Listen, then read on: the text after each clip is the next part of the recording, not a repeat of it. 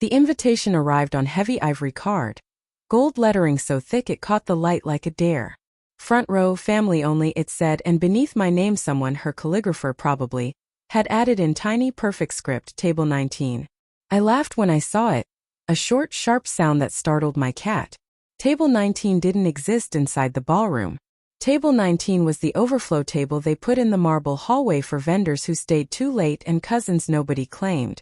My sister Marisol was marrying Tomas Valdez, heir to half the vineyards in Mendoza.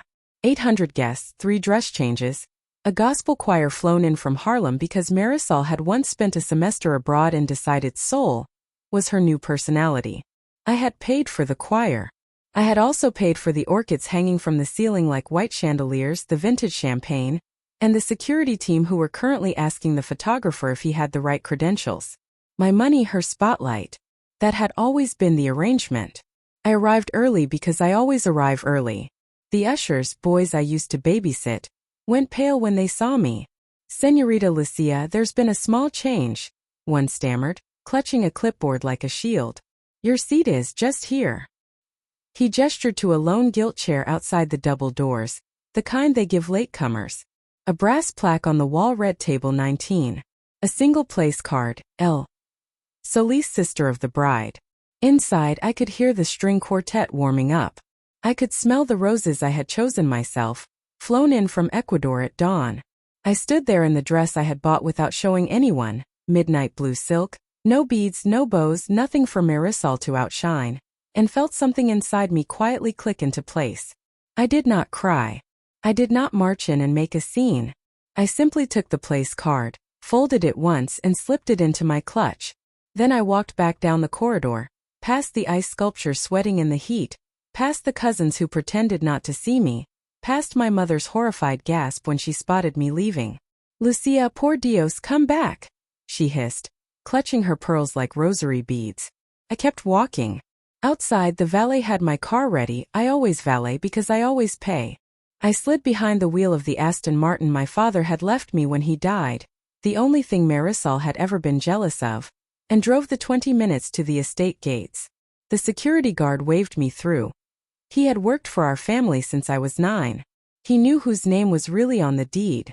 I went straight to the winery's office, the one with the old leather chairs and the portrait of Papa scowling down at anyone who touched his ledgers. I opened the safe behind the portrait, combination my birthday, because Papa had loved me best and never pretended otherwise, and took out the folder marked Succession. At 7:12 p.m., while my sister was posing for photographs on a staircase dripping Swarovski crystals, I sent one email from the company account every employee still used. Subject line: Urgent ownership update. Dear team, effective immediately, Solis Vineyards is under new management. My sister Marisol Solis and her husband Tomas Valdez are no longer authorized signatories on any account, nor do they hold proxy votes. All pending payments, including tonight's wedding invoices, will be reviewed personally by me. Thank you for your continued excellence. Lucia Solis, sole proprietor. I attached the notary's document Papa had made me sign on my 25th birthday, the one Marisol laughed about because Lucia can't even keep a cactus alive. Then I turned off my phone and poured myself a glass of the 2009 Gran Reserva, the vintage we only opened for heads of state. By 8:05 p.m. the first call came through on the landline. The wedding planner, hysterical. "Señorita Lucia, the string quartet just walked out. They say payment bounced." At 8:17 the florist threatened to repossess every orchid. At 8:29 the security team locked the gates because their overtime check had been declined. At 8:43 the gospel choir refused to sing the recessional until someone produced cash. I let it ring.